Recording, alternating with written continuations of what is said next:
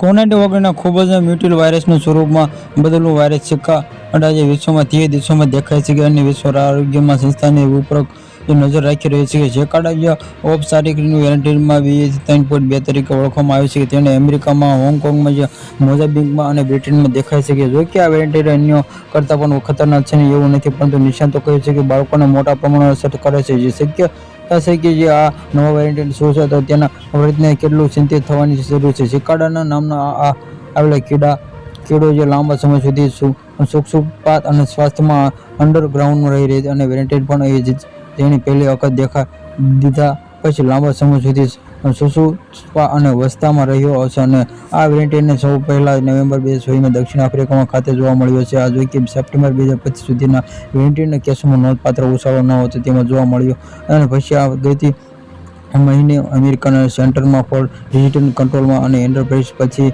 રાજ્યોમાં તેનો ફેલાવો થયો હોવાની વાત કરી હતી. એવું જાણવામાં આવ્યું હતું કે 4 મુસાફરોનો નાઝલમાં સ્યુઝ નાકમાંથી લેવાની નમૂના અને 5 દર્દીઓના નિકલી સેપમાં તથા 132 વેસ્ટ વોટરના સેમ્પલ તેના નમૂના જોવા મળે છે. કે વિશ્વ આરોગ્ય સંસ્થાને તેની ઉપર નજર રાખવાનું શરૂ કર્યું છે, જેનાથી મતલબ છે કે તેના ઉપર ધ્યાન આપવાની તેની તાતી જરૂર છે.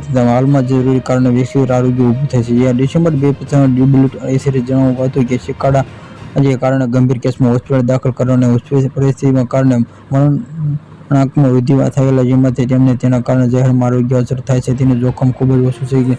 જોન્સન કહે છે કે આપણે જે રીતે દર્દીઓ સેપ અને મળતી માહિતી પ્રમાણે સેપ કોવિડ-19 વૈજ્ઞાનિક બની રહ્યા છે. લોકોને પ્રત્યેક જાગૃતિ કરવાની જરૂર છે કે લોકોને લાગેલા વેક્સિનને ફાયદા થશે તેમને રસી લેવી જોઈએ અને 65 વર્ષથી વધુ ઉંમરના લોકોને ઊંચી રોગ પ્રતિકારક ક્ષમતામાં લોકોને લાંબા સમય સુધી બીમાર હોવાનું લોકોને વેરિએન્ટ સેપ લાગશે તેવી શક્યતા છે. વૈજ્ઞાનિકના ઇન્ફેક્શન ગંભીર રીતે બીમાર થયેલા જો ગુપ્ત રહેતા તમારા બાળકોને ફેફસા સંબંધિત બીમારી હૃદય નબળું હોવાની અથવા કે રોગ પ્રતિકારક ક્ષમતાનો ઓછી હોય તેમાંથી તાત્કાલિક તબીબી સારવાર લેવી જોઈએ.